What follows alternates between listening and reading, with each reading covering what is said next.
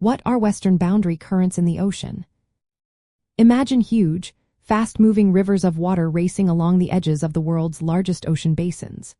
These are western boundary currents, and they play a big role in how our oceans work. They are like powerful highways of water that flow along the western sides of continents.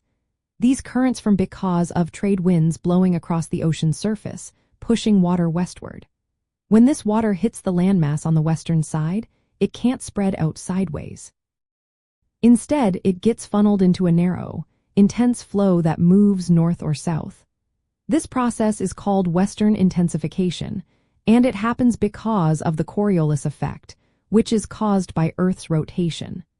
The Coriolis effect deflects moving water to the right in the northern hemisphere and to the left in the southern hemisphere, helping to shape these currents. The water piles up about 15 centimeters higher on the western side of the ocean basin, creating a pressure difference that drives the flow. These currents are incredibly strong and deep, often reaching depths of 1,000 meters or more. They can move at speeds of up to 120 kilometers per day, which is faster than most surface currents. Because they carry warm tropical water toward the poles, they help distribute heat across the planet. This creates sharp temperature differences between the warm water offshore and cooler water near the coast. The Gulf Stream in the North Atlantic Ocean is a famous example of a western boundary current.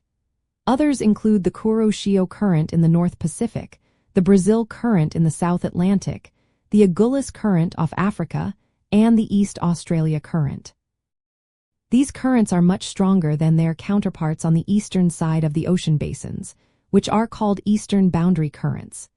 Eastern boundary currents are slower, shallower, and wider, bringing cold water toward the equator. Together, these currents form a global system that moves warm water from the tropics toward the poles and cold water back toward the equator. For marine life, these currents are like superhighways.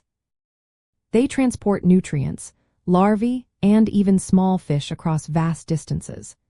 The mixing of water in these currents brings nutrients from the deep ocean to the surface, fueling rich food webs. Many fish species and marine mammals follow these currents to find food or migrate long distances. The edges of western boundary currents often have high biological productivity, making them hot spots for marine life. The strong flow and sharp temperature gradients also create distinct habitats that many species recognize and use. Swirling eddies and meanders, from when these currents detach from the coast, creating temporary homes for various creatures. These features can trap warm or cold water and support unique communities of marine organisms. Western boundary currents also influence climate by moving heat from the equator toward higher latitudes. This helps regulate weather patterns and keeps ocean temperatures stable for many marine species.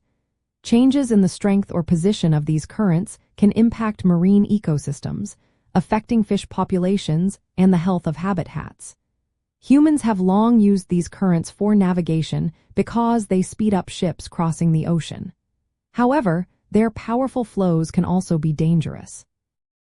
Understanding how these currents work is essential for managing marine resources and predicting changes in ocean ecosystems as our climate continues to change.